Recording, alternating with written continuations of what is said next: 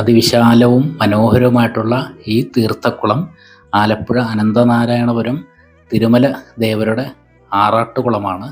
ഇതിന് ശ്രീ പുഷ്കരണി തീർത്ഥം എന്നാണ് പറയുന്നത്. ഈ ക്ഷേത്രം സ്ഥിതി ചെയ്യുന്നത് നമ്മുടെ ആലപ്പുഴയിലാണ്. അപ്പോൾ കണ്ണാടി പോലെ വെട്ടിത്തിളങ്ങുന്ന നല്ല ശുദ്ധിയുള്ള ഒരു ക്ഷേത്രക്കുളമാണ് ഈ പുഷ്കരണി തീർത്ഥം. ഇത് തിരുമല അമ്പലത്തിൻ്റെ വടക്ക് വശത്താണുള്ളത്.